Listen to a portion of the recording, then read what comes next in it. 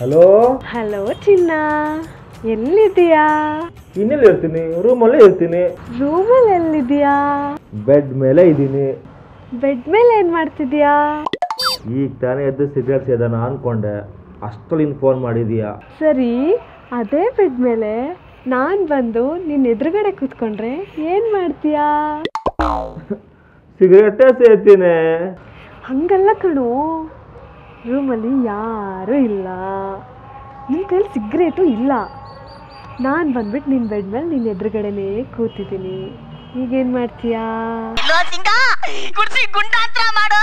ನಿನ್ನ ಅಜ್ಜಿ ಅವಾಗೇನು ಮಾಡ್ತೀನಿ, ಆಚೆ ಹೋಗ್ಬಿಟ್ಟು ಸಿಗರೇಟ್ ತಂದು ಸೇರ್ತೀನಿ. ಆಸೆ ಏನು ಮಾಡೋಕ್ಕಾಗಲ್ಲ.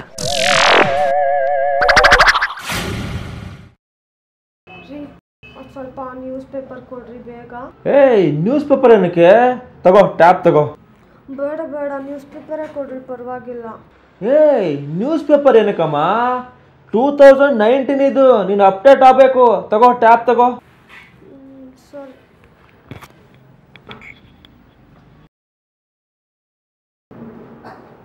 ಏನ್ರಿ ನಿಮ್ಮ ಟ್ಯಾಬು ಅಷ್ಟೊಂದು ವೀಕ್ ಇದೆ? ಎಲ್ಲರೂ ಸ್ಲೋ ಅಂತ ಹೇಳಿದ್ರೆ ಇವಳೇನು ವೀಕ್ ಅಂತಿದ್ದಾಳೆ. ವೀಕಾ? ಅಂಥದ್ದೇನು ಮಾಡಿದೆಮ್ಮ? ನಾನು ಕಿಚನಲ್ಲಿ ಜಿರಳೆ ನೋಡಿದೆ, ನ್ಯೂಸ್ ಪೇಪರಲ್ಲಿ ಹೊಡೆಯೋಣ ಅಂದ್ಕೊಂಡೆ, ನೀವು ಟ್ಯಾಬ್ ಕೊಟ್ರಿ. ನಾನು ಅದನ್ನು ನೋಡಿದೆ, ಇದು ಹೊಡೆದೋಯ್ತು.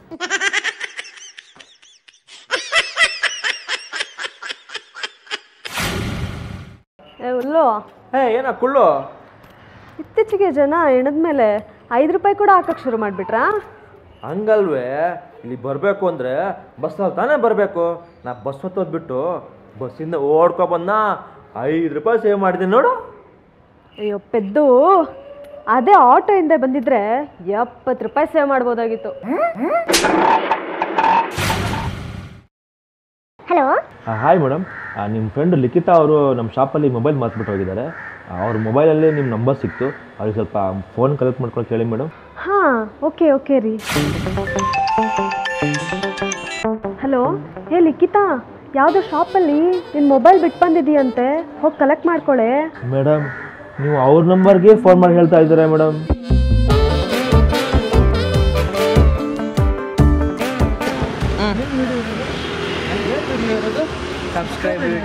ಹೌದಲ್ವಾ? ಸಬ್ಸ್ಕ್ರೈಬ್ ಮಾಡಿ, ಅಲ್ಲಿ ರೆಡ್ ಬಟನ್, ಅವ್ರು ಲೇಟ್ ಹೇಳ್ತಾರೆ, ಸಬ್ಸ್ಕ್ರೈಬ್ ಅದು ಮಾಡಿ.